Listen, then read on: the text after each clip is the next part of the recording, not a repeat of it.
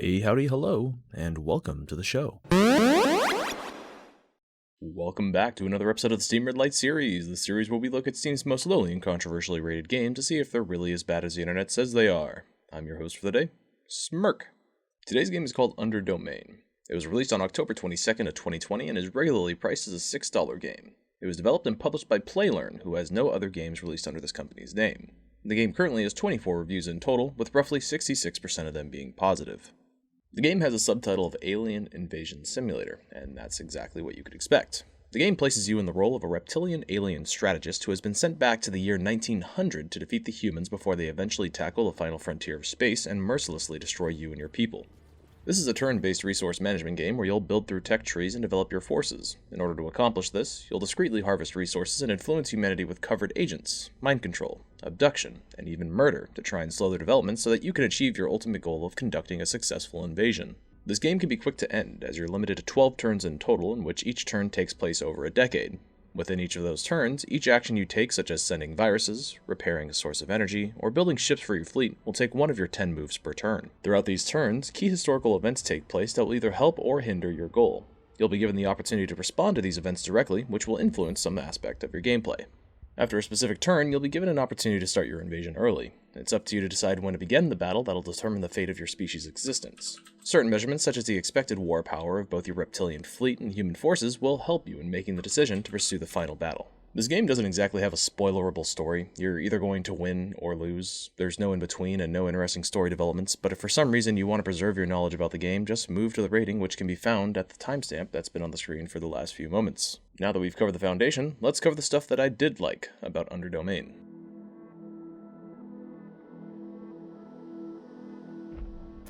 The overall art and sound direction of the game is well done. The graphics are all fitting, the music and sound effects you experience help immerse you into your role as being an otherworldly invader. The only complaint I have in the sound department is that even if you choose to silence sound effects and music in the settings menu, these settings don't apply until the next turn, and even then, some sounds and songs will persist. Well, that's about everything I've got to say about what I liked, so let's move on to what I didn't like.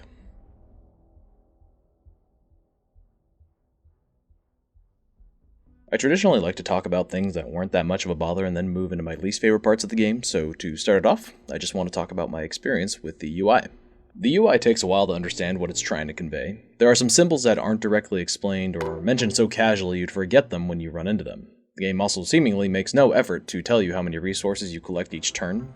I still have no idea how many minerals I could expect each turn, so I just kinda hope for the best.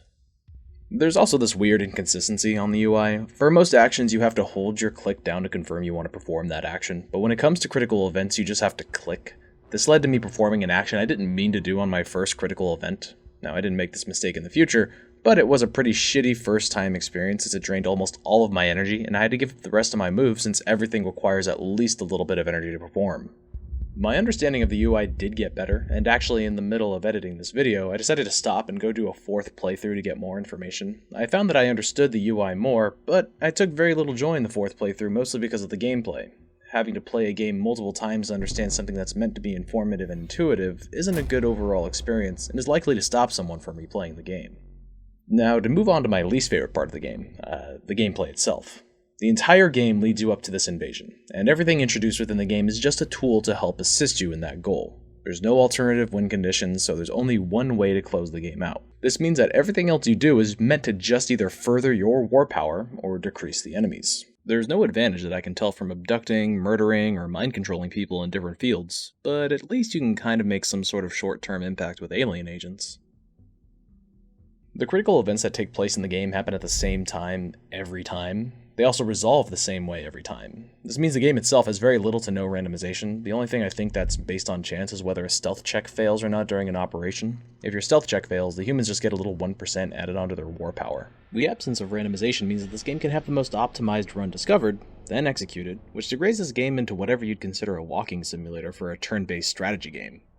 Now, as I've said before, the entire game leads up to a final battle. Well, this review just about does the same. This final battle is absolutely miserable. and in my spontaneous 4th playthrough, I've just about figured it out. I'll talk about why I dislike this final battle so much, and then share with you how easy it is to overcome in your own playthrough. The final battle is when you decide to initiate your invasion, either anytime after turn 6 begins, or as late as your final turn, which is turn 12. You'll take your fleet, assign them to dedicated continents to fight battles over in either 2, 3, or 4 locations. Then the team that has troops remaining from those battles will be able to relocate them to another continent as reinforcements. The battle itself is seemingly without rhyme or reason, and most importantly, explanation.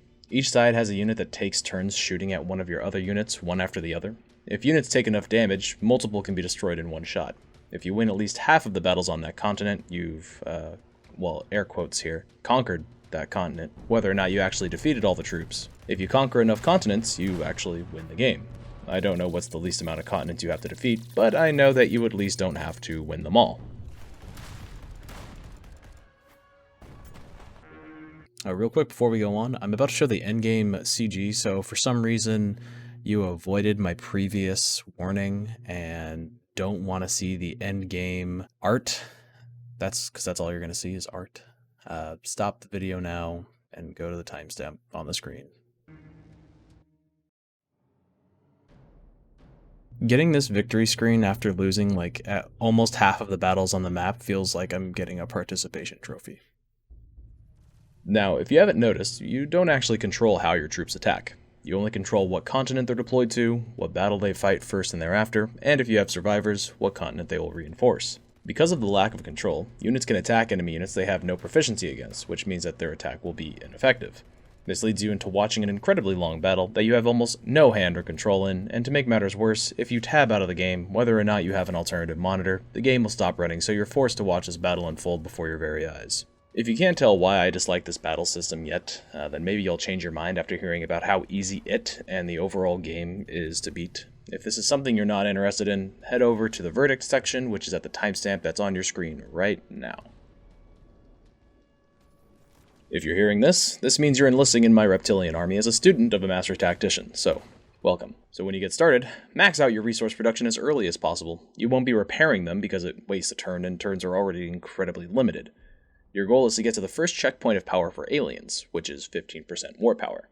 You want to keep the humans' war power down through mothership upgrades, but most importantly, you don't want them to reach 45%. For the continents, you're going to be bullying Europe primarily with viruses, abductions, and other operations to hamper their war power, as they're always going to be the leading country in the game. You don't have to respond to critical events because your battle strategy is absolutely foolproof. Your invasion goal is to generate 100 level 2 light torpedoes and 20 interceptors. I'd honestly say the interceptors are probably optional and you could just generate 120 light torpedoes. But anyway, once you have 100-ish light torpedoes and 15% war power, start your invasion. You put 100% of your units into Europe and completely destroy them.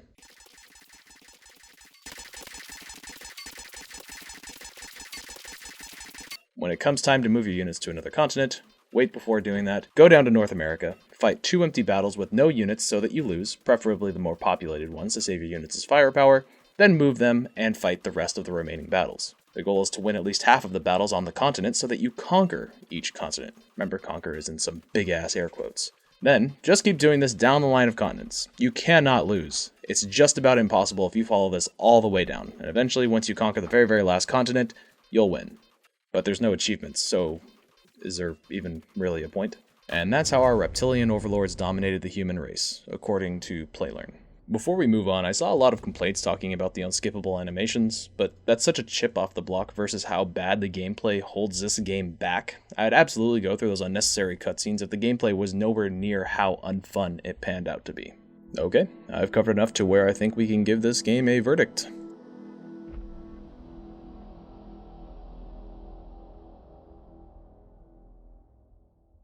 So the only thing about this game that I liked were this game's visual and audible sound directions. Now, on the list of things about this game that I don't like, the UI is definitely a small thorn in the side. It did take me 4 playthroughs before I felt comfortable understanding what it was trying to say. But when it comes to the gameplay, the gameplay is shallow, especially without randomization for events or elements.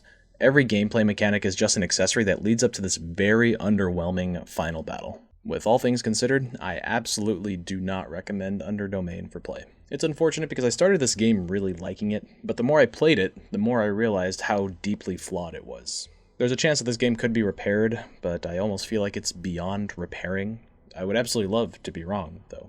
Alright, this entire video was just me complaining about this game, and I'm tired of talking now. If you like what I do, please don't forget to like the video. If you liked it for any reason, you can also help me by sharing this video with someone who may enjoy it. I welcome any comments on what your thoughts about this game may be, and lastly, subscribe if you couldn't shirk the smirk, and maybe I'll see you next week.